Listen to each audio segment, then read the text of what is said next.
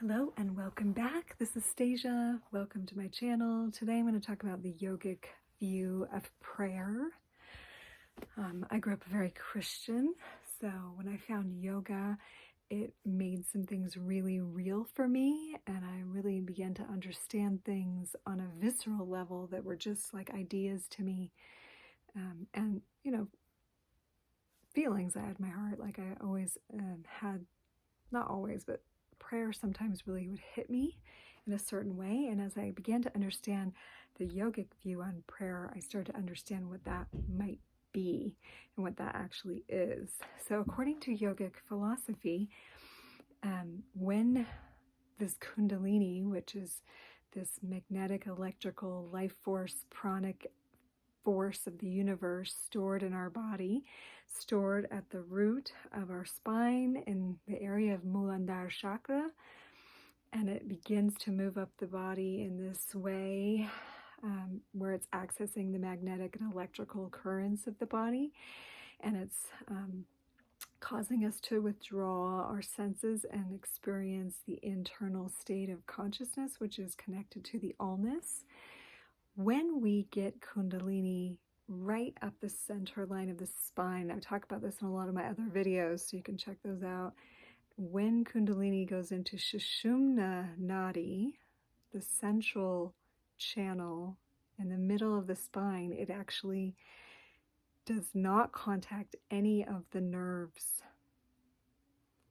It's not in contact with the nerves.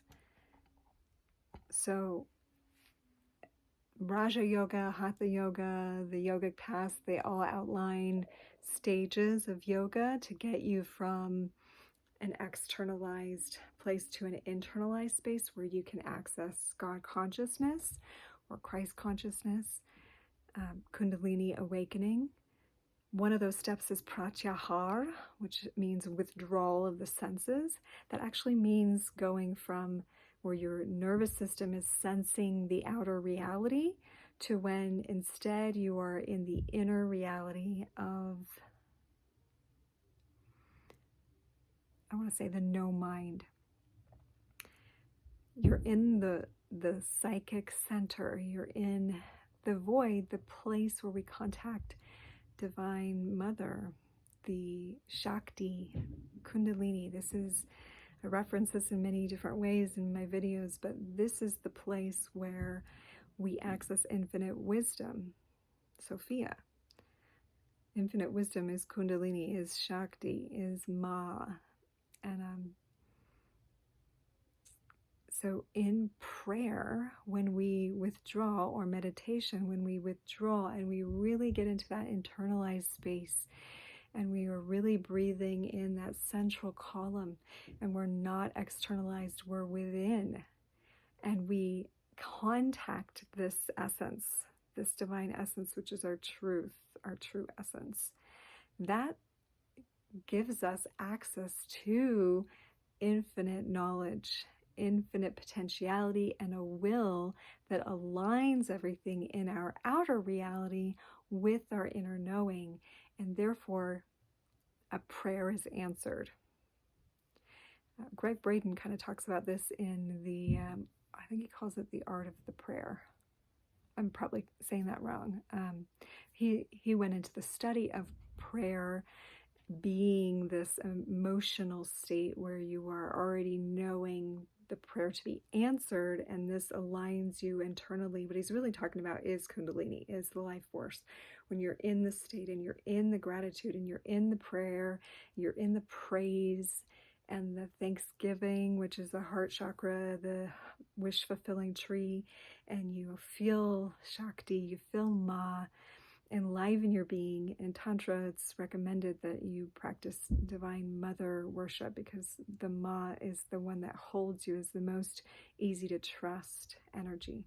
Unless you had a hard childhood with your mother, it might be a little tricky.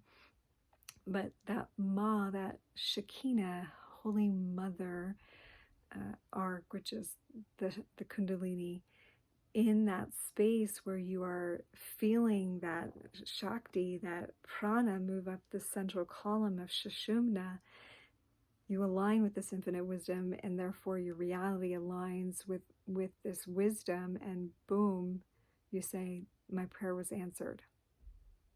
And it's actually in the awakened yogi that knows that you were the generator of that prayer being answered, because you aligned yourself with that highest state, whether for a moment or not. In fact, yogic wisdom says anyone who's manifested has aligned with that Kundalini, even if just for a split second and they didn't realize it.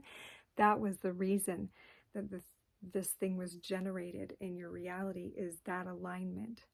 So that prayer is the attempt to align those centers and reach Sushumna, where you're no longer contacting with your senses external reality. Instead, you are internalized, contacting the void, the Sushumna, Shunya, which also means the void, Ma, Kundalini life force, the manifestation energy of the universe. So a little awareness on prayer there. I hope that made sense to you.